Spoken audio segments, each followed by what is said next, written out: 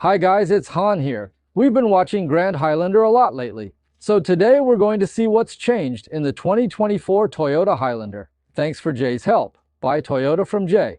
Welcome to subscribe my car reviews channel both in English and Chinese. Thank you for subscribing, liking, comment, sharing, and light up the bell.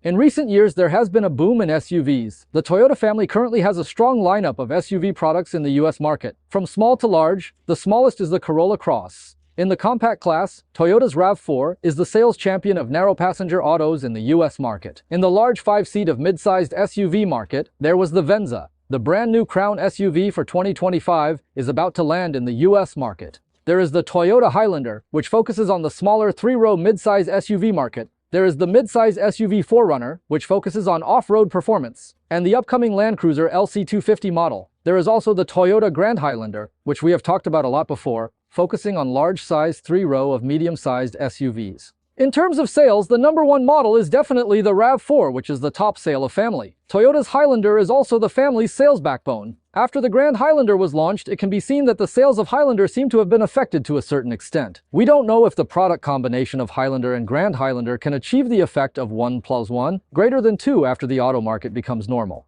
As an early product of the TNGA family, Highlander has also made certain updates in the 2024 model. The nightshade package is optional on the hybrid LE and XLE levels. When we mention this nightshade, we can vividly think about that the decorative materials of the entire vehicle are mainly black. The vehicle we are going to check out today is a vehicle sold by Jay. It is the 2024 Highlander XSE front-wheel drive version. It has four 235/55 R20 wheels and a small sunroof. Most of this Highlander are basic configurations. Optional Toyota dash cam. The MSRP, including shipping, is $47,844. The engine, transmission, and final assembly line of this car are all from US plants. The current generation of Highlander is its 4th generation product, launched in the 2020 model. When it first came on the market, we saw quite a lot of it. In the past 2 years, cause of the supply shortage, we haven't seen it that much. Currently, the Highlander is available in 7 and 8-seat versions, with 2 or 3 seats in the second row. In terms of appearance size, the 2024 Highlander has not changed much and remains consistent with the previous model.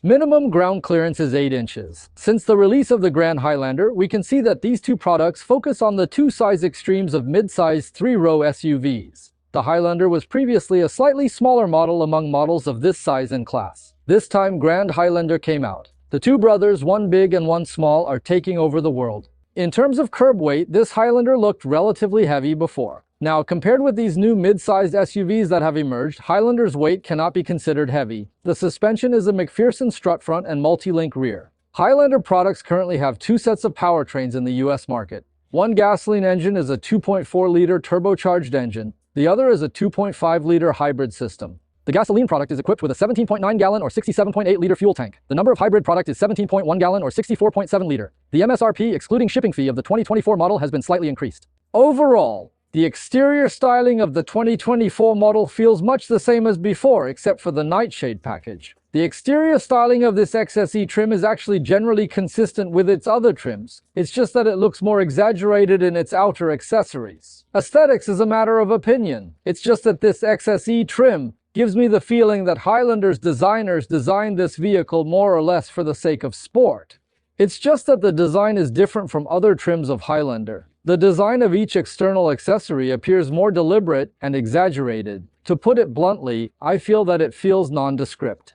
From the front, because Highlander is an early product of the TNGA platform, some of its design styles at the time are still somewhat different from the current popular design styles of the Toyota family. First of all, the design of the front grille is also somewhat different from that of the new generation of Toyota products. It still adopts a more traditional design with upper and lower divisions. The light group is relatively narrow and takes up a large area of the front fender, which is design was common in early TNGA products. It also has air holes on both sides below, but the design of the holes is relatively subtle.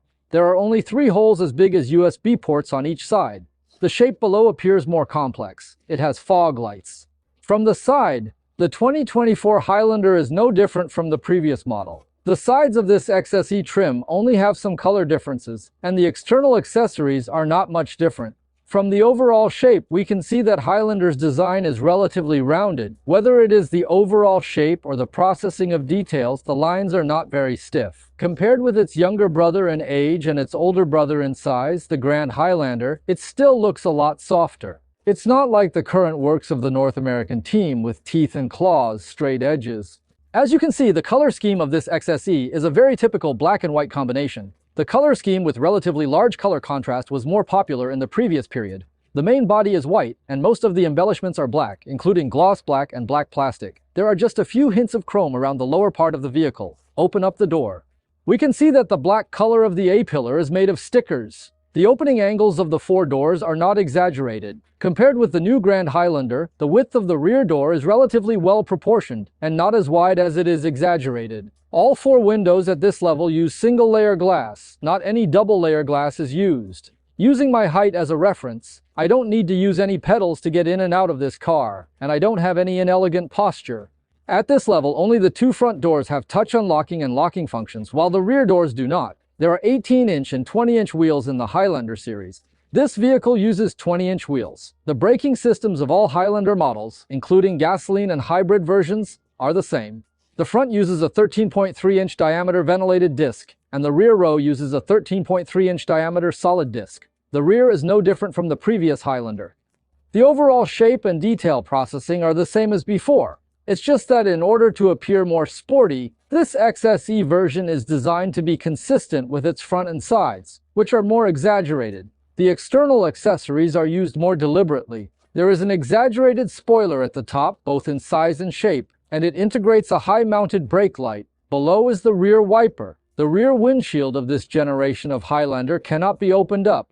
On earlier generation products, the rear windshield can be opened up. The taillights have some blackened effect on the XSE version. There is also a bumper platform design at the rear, but not too protruding. Below the bumper, this XSE trim is quite exaggerated. The XSE of the Highlander has a dual exhaust shape on the right side. It is actually one exhaust, but made into the shape of two exhausts.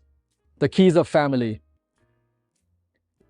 In the 2024 model, the hand-free power tailgate is standard on the XLE and XSE trims. The rear tail panel of this level does not have any functionality. It is just a plastic plate. We have also talked about it before, because the chassis of SUVs is relatively high and they basically have a low front and high rear shape, so the lower edge of the trunk appears relatively high. When the third row of seats is opened up, the bottom of the Highlander's trunk space is less than a full arm's length in the middle, a forearm and a half of depth. Because it has a relatively fastback shape, the space above it is not very good. This is the space performance after the third row seats are folded down. Nothing functional on the left. A hook. Nothing functional either on the right. Hook. The trunk and the third row share a light, and the trunk does not have a separate light. After opening the cover, there is a storage compartment and simple vehicle tools underneath. This has a retractable curtain. This car has a spare tire, which is undermounted. The space performance after both the second and third rows are folded down.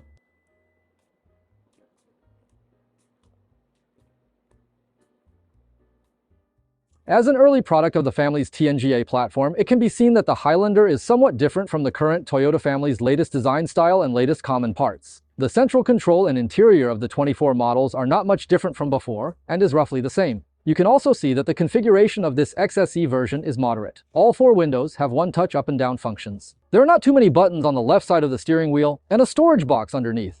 It doesn't have a heads-up display. The dashboard of the 2024 XSE has not changed yet. There are two relatively exquisite physical instruments with an LCD screen in the middle. The LCD screen is odd-shaped and relatively large in area. Adjust via the keys on the left side of the steering wheel. The information displayed inside is just Toyota and Rich, because it wants to display a lot of information on one interface. The font appears smaller and looks messy at first glance. The steering wheel is also the latest style of the family. The shortcut buttons on it and the levers on the back are common parts of the family. The light has automatic on and off functions and automatic high beam function. The front wipers do not have rain sensing function. Auto dimming rear view mirror. This car also comes with an original dash cam. The Highlander has a very large glasses case with a panoramic mirror inside, which is very good and useful in daily life. We can see from the Highlander's central screen that its software has also been upgraded to the latest version of the family, and the display interface inside is relatively simple. Because we have seen it more before, we are familiar with it. This car is a gasoline version, so the information displayed inside is not as rich as the hybrid model. iPhone's CarPlay and Android Auto both have wireless connectivity capabilities.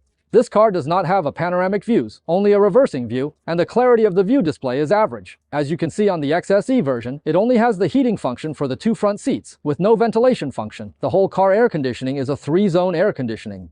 There's a wireless charging pad, 2 Type-C charging ports underneath, USB data interaction port, a 12-volt charger socket. On the center console, you can see some carbon fiber decorative panels dotted from time to time. A relatively sturdy mechanical shift knob in the Toyota family. This car has Sport Mode, Normal Mode, Eco Mode, and Snow Mode. The center armrest box has a sliding cover. After sliding opened up, there is a partition inside. The central armrest box is very large, which is also the tradition of Highlander. There is a 12-volt charger socket in it.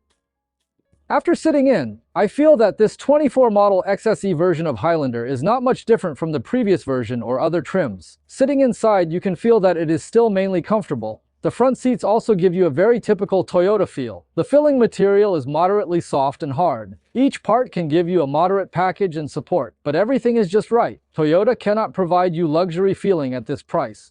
Both front seats are power adjustable and the driver's seat has lumbar adjustment, but the passenger seat does not have that. Neither seat has any memory function. Now I adjust the seat to the lowest position. You can see that the Highlander seat does not support me very high, but it does not feel like I am stuck in it while driving. The steering wheel is manually adjusted, and the adjustment range is not too large. In terms of materials, hard plastic is used on the top of the instrument panel and the innermost part of the center console, and soft materials are used on both sides, including the passenger side. Below is some decoration of leather, and further below that is hard plastic. There is also a storage compartment in front of the passenger seat. If you sit in the car and look at the window frame, you can see the metal parts. The door panel is made of soft material at the top, plastic and hard plastic at the bottom. There is also a cup holder and a large storage compartment on the front door panel. The center console is plastic where your legs can reach.